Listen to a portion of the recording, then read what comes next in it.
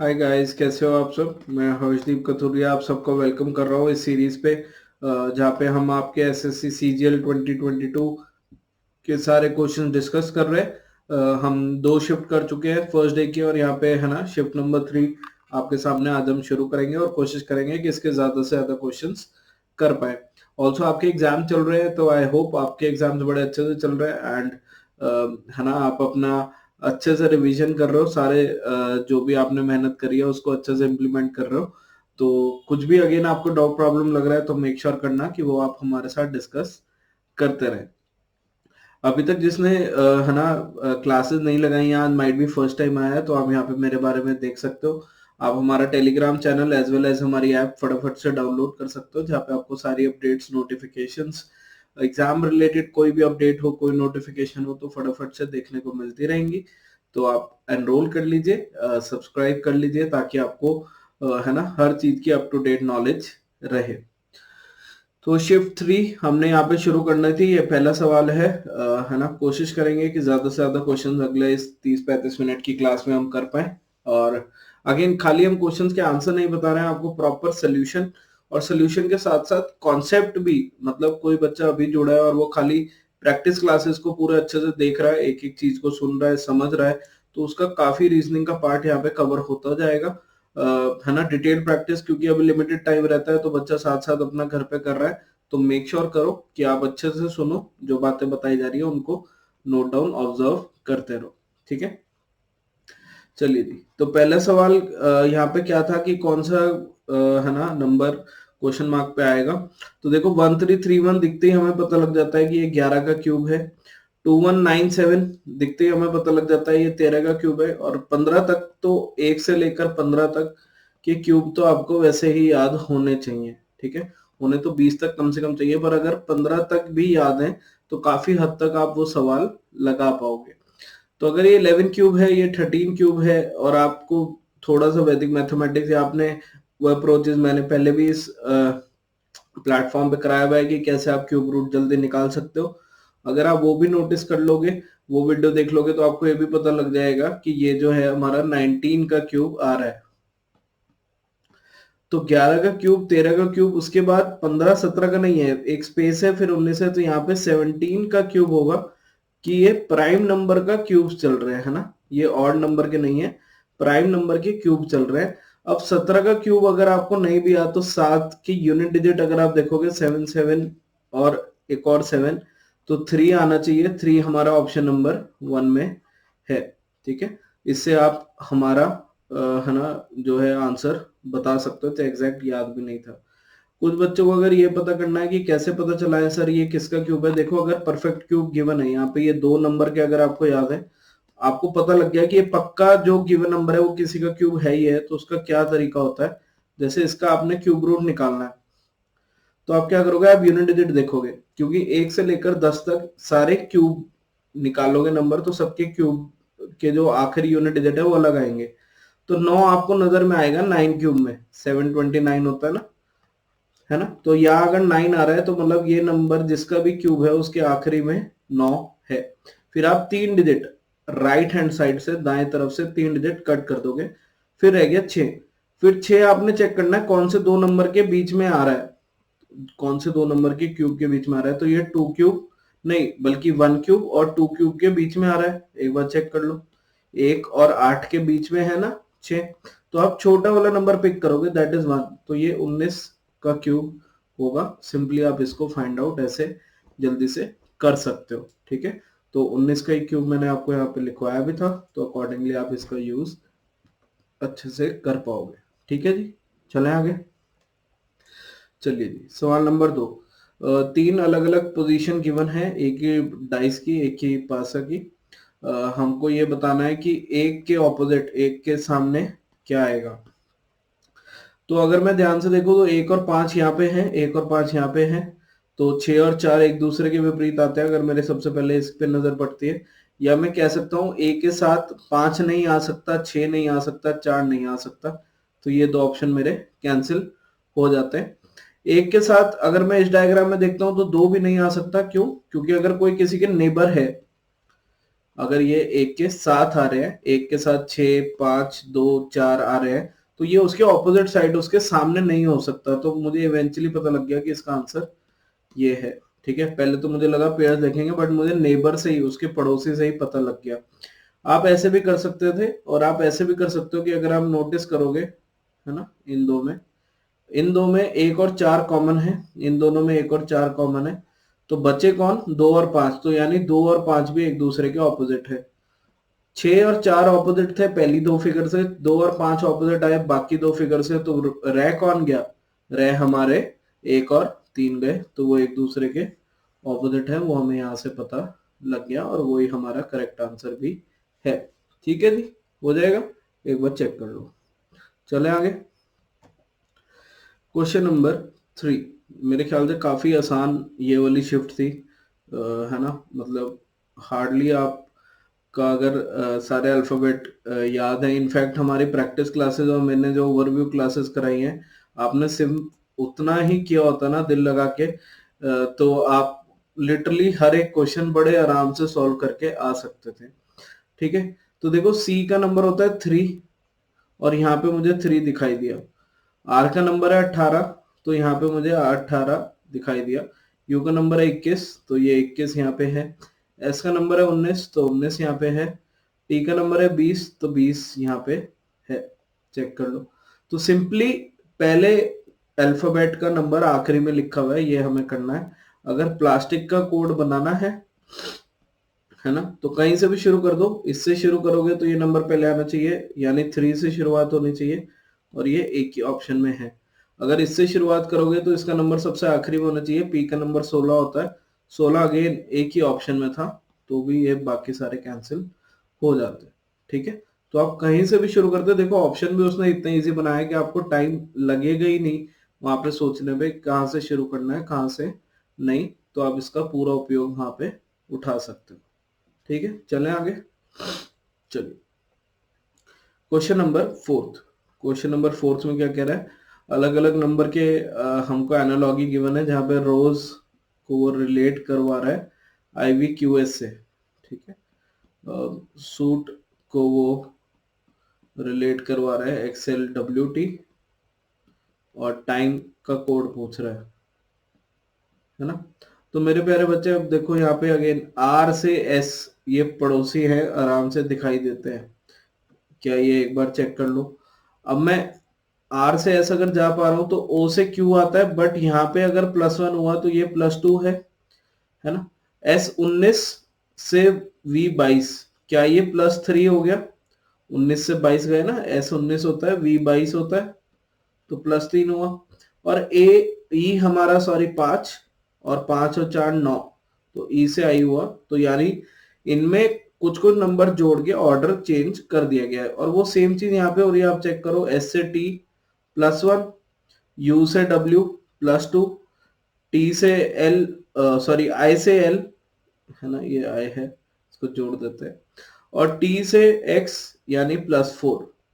तो +1 +2 +3 +4 हमको करना है, सारा गेम यही है। तो T +1 यानी 20 से 21, तो U। अब U से हमारे दो ऑप्शन बनते हैं, दो कैंसिल हो रहे हैं, या मैं सिंपली चेक कर लूँ, I हमारा 9 और 2 11, 11 का मतलब K, ये भी सब में, M 13 और 3 16 यानी P। अब PKU भी सब में है, और E मतलब 4, और इससे आ रहा है I। ठीक है, तो आप इससे सिंपली इसको यूज करके बना सकते थे। तो क्या किया, जो भी ये नंबर था उसमें इधर गया +1 हुआ, जो नेक्स्ट अल्फाबेट था उसमें इधर आया +2 हुआ, जो हमारा थर्ड था उसमें +3 किया, इधर आया, और जो हमारा 4 था उसको यहाँ पे स्टार्टिंग में बना दिया और +4 किया है। ठीक है, तो ये चीज हमको करनी थी। अगेन मेरे ख्याल से काफी इजीली दिखने वाली यह सिचुएशन थी, कोई ऐसा मुश्किल सवाल नहीं था। ठीक है जी, एक सेकेंड दीजिए। चलो, क्वेश्चन नंबर 5। क्वेश्चन नंबर 5 में हमको क्या करना है, मिरर इमेज बतानी है।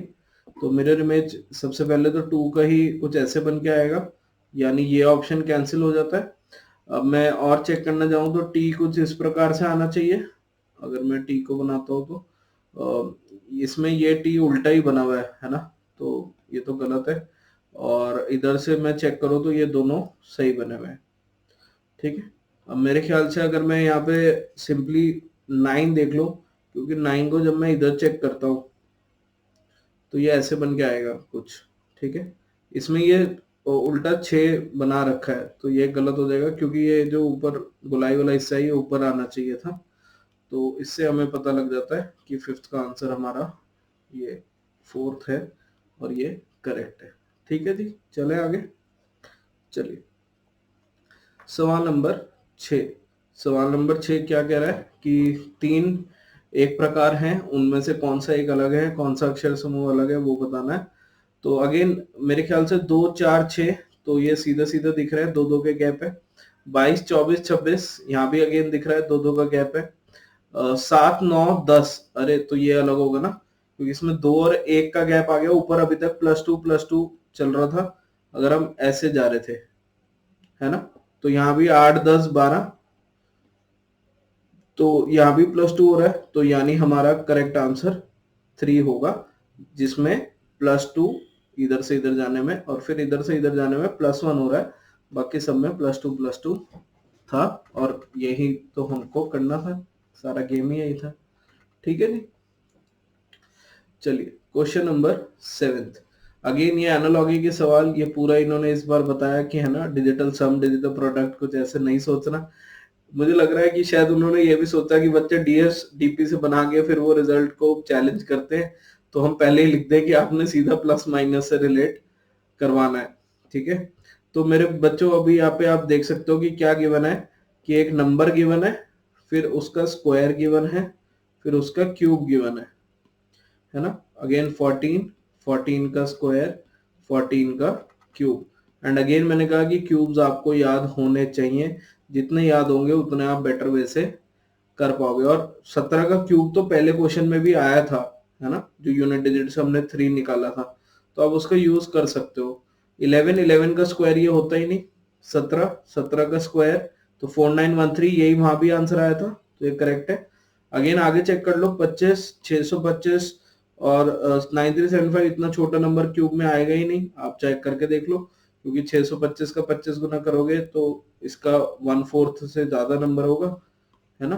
क्योंकि किसी भी नंबर को अगर 25 से मल्टीप्लाई करना है तो 25 का मतलब 100/4 होता है ना, तो इसका 1/4 करके गुना 100 करना है। तो अब आप खुद सोचो कि 625 का 1/4 करके 100 करेंगे तो काफी बड़ा नंबर आएगा, 9375 तो नहीं आ रहा। अगेन 15 का इतना छोटा नंबर नहीं हो सकता, और ये इसका स्क्वायर भी नहीं है, तो ये भी कैंसिल। तो सिंपली हमको यहाँ पे ये पता लग गया कि इसका आंसर बी ऑप्शन या 2 था, ठीक है। चलें आगे, क्लियर है। चलिए क्वेश्चन नंबर 8। A+B, अगेन ये कोडेड ब्लड रिलेशंस बोलते हैं इनको, है ना, जो ब्लड रिलेशन के तो सवाल है, बट थोड़े से कोडेड फॉर्म में है, तो आशा कर रहा हूँ कि आप बड़े तसल्ली पूर्वक इनको करना चाहोगे, आपको अच्छा लगेगा, और कुछ भी डाउट क्वेरी है तो आप मुझसे पूछ सकते हो, ठीक है। यहाँ पे क्या कह रहा है, if A+B means A is father of B, A-B A mother है, वो सब कुछ हमको गिवन है। हमको बताना क्या है, Q is the son of P, Q जो है बेटा है P का, है ना, यानी Q जो है वो मेल करेक्टर है ना, पुरुष है, ये पक्का हो गया। अब मैं अगर चार्ट से जाऊं, Q -R, माइनस का मतलब गिवन था मदर की, Q मदर हो गई R की, तो ये तो कभी भी आंसर नहीं हो सकता, क्या ये चीज समझ में आती है। Q इंटू आर, इंटू में कह रहा है Q इज द ब्रदर, तो मेल करेक्टर ये हो सकता है आंसर हो। Q प्लस आर, प्लस में भी फादर, तो हो सकता है ये भी करेक्ट आंसर हो। और P minus Q, P is the mother of Q, तो यहाँ भी हमें Q का जेंडर नहीं पता चल रहा, मोस्टली आंसर इन दोनों में से होगा। अगर मैं फोर्थ ऑप्शन ड्रॉ करने का देखता हूँ, P minus Q plus R, ठीक है, तो इसमें क्या कह रहा है मेरे बच्चे, P minus Q, P is the mother of Q, P माता जी हैं Q की, और Q plus R, Q is the father of R। क्या इससे हमें ये पता लग गया कि Q इसका बेटा होगा, Q P उसकी मम्मी है, और ये मेल करेक्टर के लिए पता लग गया इसका सन है, तो वैसे तो मुझे पता लग गया ये आंसर है। अब मैंने अगेन मैं लास्ट से करना क्यों पसंद करता हूँ, क्योंकि मुझे पता है एग्जामिनर चाहता है कि आप पूरा ट्राई करते हुए आओ और फिर यहाँ तक पहुंचो, है ना। तो थोड़ा सा रिस्क है, बट हम पीछे से करना शुरू कर सकते हैं। ठीक है, अगेन आप ट्राई करके देख लेना 3 और 1 ऑप्शन। 1 में तो जेंडर ही नहीं पता लग रहा, 3 से भी आपको पता लग जाएगा कि वो है ना, सही नहीं आ पा रहा। Ninth again coded blood relation का ही सवाल है, जहाँ पे आपको रिलेशन बताना है। How is Q related to K, है ना, और ये रिलेशन अगर हम यहाँ पे बनाएंगे, ठीक है, तो एक बार मैं इसको ड्रॉ कर देता हूँ। W एट द रेट, मैं यहाँ पे आपके लिए पूरा लिख ही देता हूँ, in fact Q hashtag T and Y at the rate M%K, ठीक है। Q is related to K हमको देखना है। Again Q is related to K, तो Q hashtag T, Q is the sister of T। क्या ये ऐसे हो गया, एक बार बताओ। अब जो ऑप्शंस है ना, वो सारी फीमेल ही गिवन है, तो आपको एक बार डायग्राम बना के देखना ही पड़ेगा। और आप ये देखोगे कि सिस्टर, ठीक है, एक जनरेशन के, पर मदर हो, मदर सिस्टर हो, फादर सिस्टर हो, सब एक ही जनरेशन में है। तो मुझे पूरा चार्ट बनाने में ही फायदा है, क्योंकि सारे ऑप्शन ऐसे नहीं आ रहे कि अलग अलग जनरेशन में मैं वो फास्ट मेथड से कर लूं।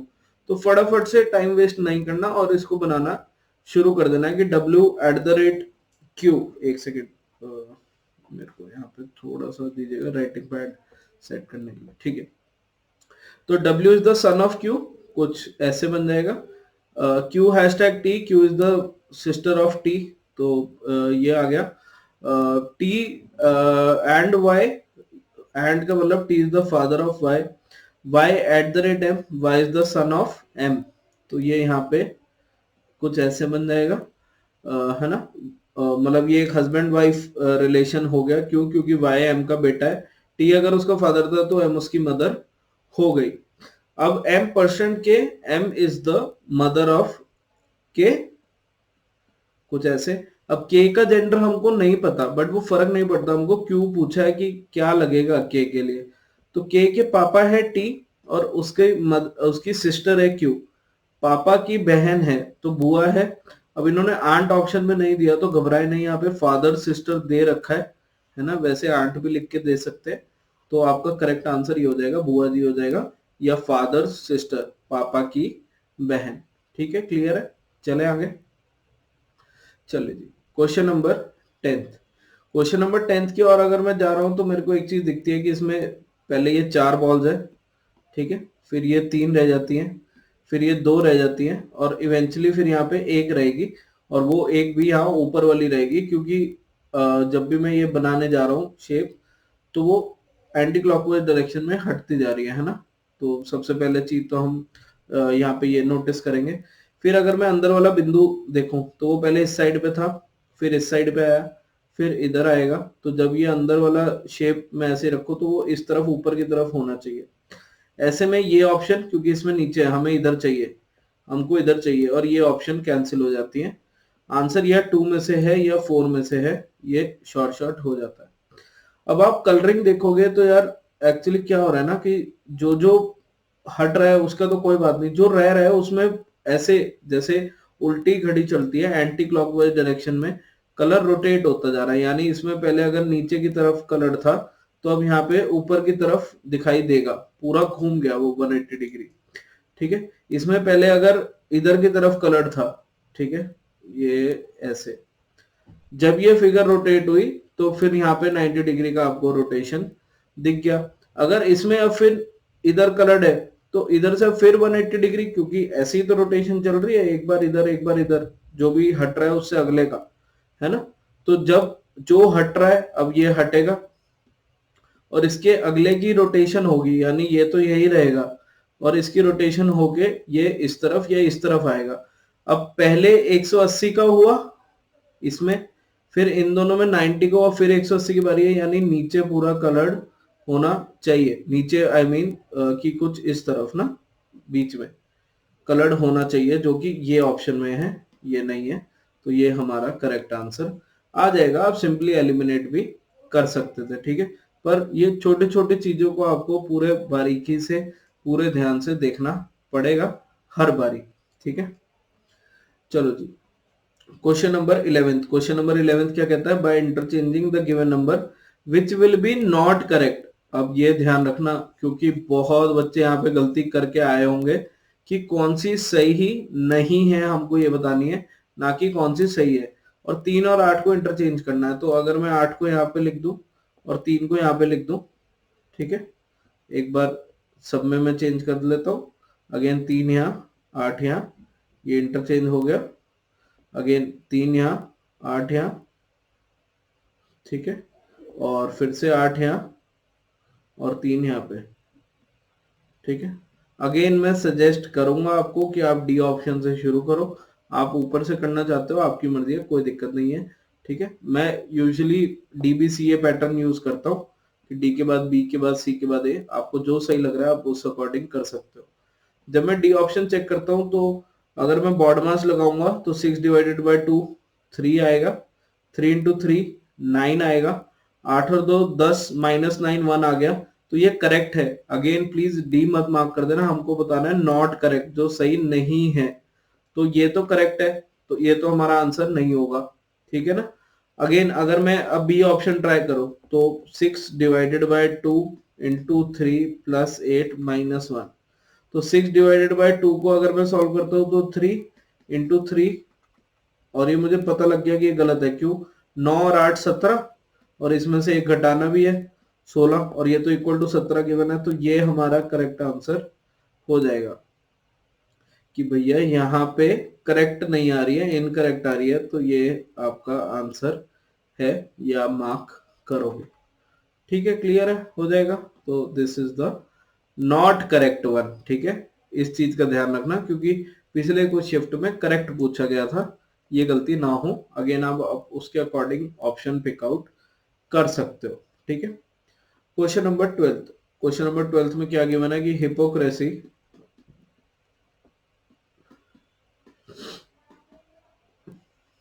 का कोड है YPHOCIRYS, ठीक है।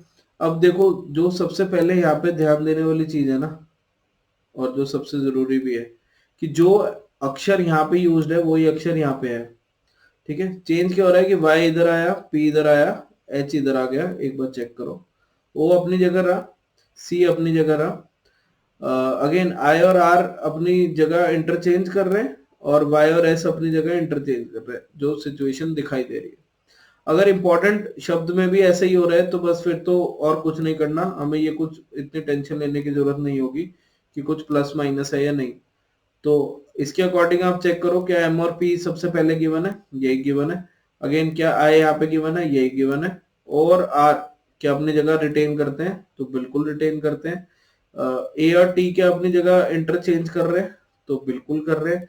क्या एन और टी अपनी जगह इंटरचेंज कर रहे हैं, तो बिल्कुल कर रहे हैं, यही गिवन है ना। तो यानी जो हमने पहले में बनाया था वो सही है, और उसी अकॉर्डिंग हमको इसको मार्क करना है, ठीक है ना। तो अगर मैं इंटीग्रिटी वर्ड का वो सेम अरेंजमेंट बनाने का देखूं, है ना, तो सिंपली आपने क्या करना है, एन और टी को आगे लेके आना है पहले, और आई इधर आ जाएगा, जो आपको ऑलमोस्ट हर ऑप्शन में दिखेगा। इसके अलावा फिर ई और जी को अपनी जगह रिटेन करवानी है, तो ई और जी अपनी जगह पे रहेंगे, तो ये ऑप्शन कैंसिल हो जाएगा। फिर आई और आर को पलटी मरवाना है, तो आई और आर जैसे ही स्विच करते हैं ये ऑप्शन भी कैंसिल हो जाता है। तो हमारा करेक्ट आंसर फर्स्ट आ गया, और इवेंचुअली ये भी इंटरचेंज ही होगा, तो वाई और टी।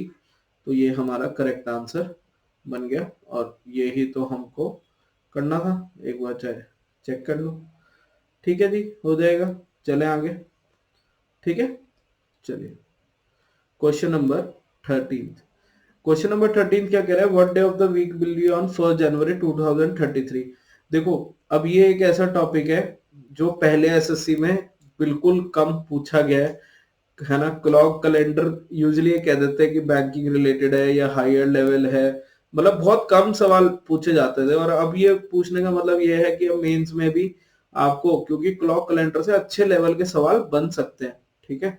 बन तो हर टॉपिक से ही सकता है, पर ये यूजुअली ऐसे टॉपिक थे जो बच्चा छोड़ देता था कि अगर नहीं समझ में आया तो कोई बात नहीं।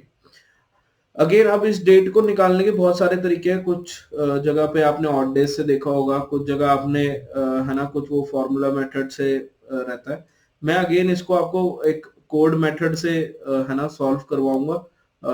अगेन जो मैं मेथड बताऊंगा वो हर जगह अप्लाई होगा। एक्सेप्शन जो है वो मतलब लॉजिकल है, कोई आपको ये नहीं है कि रटना पड़ेगा, है ना। उसके लिए बस आपको एक नंबर याद करना है जो मेरा फोन नंबर है, और उससे आप रिलेट कर लोगे कि कैसे ये कोड को यूज करते हैं, ठीक है। तो मैं क्या करूंगा, अभी मैं इसका आंसर मार्क कर दे रहा हूँ। माइट भी इस क्लास के बाद, इस पेपर के बाद ही है ना, या मैं एक ओवरव्यू दे देता हूँ सो दैट जिन्होंने पढ़ा हुआ है उनको हेल्प मिल जाएगा। और मैं इस पेपर के बाद एक बार वो कैलेंडर का बस एक वो टॉपिक या एक टॉपिक और आपको करवा देता हूँ, सो दैट उस वीडियो के रेफरेंस से कभी भी ये सवाल फिर से आए या इसका कोई भी भाई बंधु सवाल आए, हम उसको इजीली कर पाएंगे, कोई भी दिक्कत हमें नहीं आएगी, ठीक है। तो अब वो मेथड क्या कहता है कि सबसे पहले तो आपको पूरा कैलेंडर की नॉलेज चाहिए, है ना, कि ऑड डेज क्या होते हैं, कि कितने फालतू दिन होते हैं एक साल में, 100 साल में, 500 साल में, वो सारी चीजों की नॉलेज चाहिए। अगेन मैं खाली ये लिख दूं कि आपको ये मंथ का कोड याद करना है, तो ऐसे ना बड़ा कंफ्यूजिंग सा हो जाएगा कि मैं कहूँ कि ये नंबर याद कर लो एक मेरे लिए। इसकी मैं ट्रिक भी बता देता हूँ, बट अगर आप रिटेन कर सकते हो तो बिल्कुल याद करो, है ना। ये क्या है, ये मंथ के कोड है, जनवरी, फरवरी, मार्च, अप्रैल, मई, जून, जुलाई, अगस्त, सितंबर, अक्टूबर, नवंबर, दिसंबर, ठीक है। अब ये याद कैसे रखना है, ये 12 महीने होते हैं तो ये 12 का स्क्वायर है, ठीक है। हाथ में 5 उंगलियां होती है तो 5 स्क्वायर है। फिर 12 का हाफ किया तो 6 स्क्वायर है, और 12 के बाद ये हमने 2 नंबर और लिए तो ये 12 स्क्वायर प्लस 2 है। चाहे आप चेक कर लो ये वाला नंबर। तो लिखने 3 3 डिजिट में ही है, 12 का स्क्वायर, 5 का स्क्वायर, 6 का स्क्वायर और 12 स्क्वायर प्लस 2। ये आपको याद होना चाहिए। आपको सेंचुरी के कोड, अगेन प्लीज ये एक ऐसा टॉपिक है जो आप मुझसे पढ़ रहे हो या किसी और टीचर से, कोई एक मेथड से ही पढ़ने का ध्यान देना, क्योंकि हो सकता है किसी और टीचर का मेथड मुझसे अलग हो, या ये मान लो मेरा मेथड अलग हो, कैसे भी, क्योंकि हर टीचर अलग वे में ये चैप्टर करा सकता है, बहुत सारे तरीके हैं। तो आप जो भी एक तरीके से करोगे वो मजबूत से करना। अगेन जहां पे आपको लगे सबसे इजी, सबसे जल्दी सवाल हो सकता है, उस वे से आप कर सकते हो। क्या ये समझ में आ गया? चलो अब देखो, अगर मैं यहाँ पे ये सवाल को रिलेट करवाने का आपको देखूं कि सेंचुरी कोड क्या होता है, ठीक है, मैं आपको कुछ बेसिक चीजें यहाँ पे छोड़ के जा रहा हूँ कि आप याद रखना, ठीक है। तो पहले 100 साल का कोड आपको याद रखना है कि 5 होता है, कि 5 और दिन आते हैं, ठीक है। फिर अगले, अगर मैं शुरू से बात करूं, पहले 200 साल की कभी बात हो जाए तो उसमें 3 फालतू दिन आते हैं, 3 ऑड डेज आते हैं, ठीक है। ये ऑड डेज क्या होता है कि अगर मैं उस साल को हफ्तों में ब्रेक कर दूं तो कितने दिन बच जाएंगे जो एक हफ्ते में कंबाइन नहीं हो पाए। 300 साल की बात करूं तो एक ऑड डे आता है, और हर 400 साल में 0 ऑड डे होते हैं, यानी पूरा कैलेंडर रिपीट होता है। शुरू के 400 साल के आप मल्टीपल देखो। उसी कॉन्सेप्ट से काफी टीचर्स और काफी जगह आपको ये बताया जाएगा कि 2000 तक तो कैलेंडर रिपीट होता रहेगा, हर 400 साल तक रिपीट होता रहता है, क्योंकि जब हम उनको ब्रेक करेंगे ना हफ्ते में, वो एक एक हफ्ता बनता जाएगा। तो अगर मंडे से कैलेंडर शुरू हुआ तो मंडे से चलता जाएगा, सो ऑन। अब उसके साथ ये कितने साल और हो गए, 1 से लेकर 33 साल और हो गए। एक बार ये चीज चेक कर लो, है ना, क्योंकि 2001, 2002, 2003 ऐसे करते हुए 2033 तक आपके 33 साल हो जाएंगे। क्या ये चीज समझ में आती है ना। अब 33 साल को आप कैसे ब्रेक कर सकते हो कि एक ऑर्डिनरी ईयर, एक ऑड डे तो आता ही आता है, इसमें 8 लीप ईयर भी होंगे। यानी ये अब मैं चेक करने जाऊं, है ना, ऑड ईयर का मतलब क्या है, ये कॉन्सेप्ट भी थोड़ा सा एक ओवरव्यू दे रहा हूँ, बट मैं नेक्स्ट क्लास में बताऊंगा। जब साधारण है, लीप ईयर नहीं है, तो 365 दिन में 52 हफ्ते और एक दिन खाली होता है ना। एक दिन मतलब वो वीक नहीं बनाया जा सकता। तो 33 सालों में बेटे 33 और डेज तो होंगे ही होंगे, है ना। प्लस अगर 366 दिन है, लीप ईयर वाला दिन है, तो इसमें तो 2 ऑड डे होते हैं ना। क्यों? क्योंकि एक तो लीप ईयर वाला दिन 29 फरवरी और एक वो, तो इन 33 सालों में एक ऑड डे हर साल है, और इसमें 8 लीप ईयर आ गए, 2004, 8, 12, 16, 20, 24, 28 और 32। तो ये 33 और 8 जब आप ये टोटल करने जाओगे तो आपको रिलेट होता है कि ये 41 बन रहा है, यानी मेरे पास इतने दिन फालतू आ गए। अगर मैं इनको फिर हफ्ते में ब्रेक करूँ कि 41 डेज में कैसे ब्रेक होएगा, तो ये आता है कि जी 5 वीक और 6 दिन फालतू है। अब देखो 5 वीक था तो फिर से वो हफ्ता रिपीट होता रहा। 6 दिन फालतू का मतलब है अगर पहला दिन मंडे है तो दूसरा दिन ट्यूसडे, तीसरा दिन वेडनेसडे, चौथा दिन आपका थर्सडे, पांचवा दिन फ्राइडे और सिक्स्थ डे सैटरडे। यानी जो आखिरी दिन, आखिरी हफ्ते का आखिरी दिन बचेगा, फालतू बचेगा, वही तो दिन होता है। क्यों? क्योंकि जैसे मैं कहूं कि आज सोमवार है, ठीक है, 9 दिन के बाद क्या होगा? तो आप कहोगे आज सोमवार है, 7 दिन के बाद फिर से सोमवार, 2 दिन बचे, तो सर जी मंगलवार, बुधवार, ऐसे ही करते हो ना। तो अगर मैं कह रहा हूँ 41 दिन एक्स्ट्रा बचे हैं, 41 को हमने ब्रेक किया, 5 हफ्ते, 6 दिन और बचे, तो आज से 6 दिन के बाद अगर आज मंडे है तो सैटरडे आता है, और ये कॉन्सेप्ट यूज करते हैं। आई नो काफी बच्चों को लग रहा होगा कि बहुत सारी चीजें एक साथ हो गई, तो आपको परेशान नहीं होना। अगर आपने पहले पढ़ा हुआ है तो ये रिवाइज कर लो पूरा तरीका, है ना।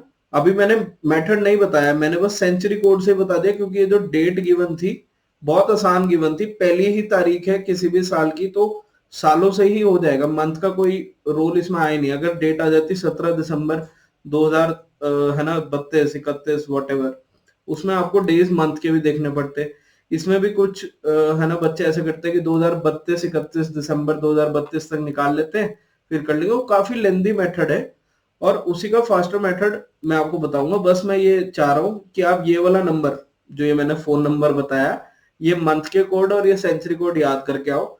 ये क्यों आते हैं सेंचुरी कोड ये मैं बताऊंगा, मंथ कोड हमने क्यों ऐसे माने ये मैं बताऊंगा, और फिर हम डे निकालना सीख लेंगे, ठीक है। जिन बच्चों ने पढ़ा हुआ है तो उनको मैंने डायरेक्ट वे से एक बार बताया कि सैटरडे कैसे आंसर इवेंचुअली हमारा आया, और हम इसको वर्कआउट कर सकते हैं, ठीक है। तो ये मेरा प्रॉमिस रहा कि नेक्स्ट जो भी डिटेल कोर्स आता है या इस क्लास के बाद मैं आपको कैलेंडर का एक वो टॉपिक, कैलेंडर रिपीटिशन, ये पूरा टॉपिक का वीडियो बना के देता हूँ, ठीक है, ताकि आपको हेल्प हो जाएगी।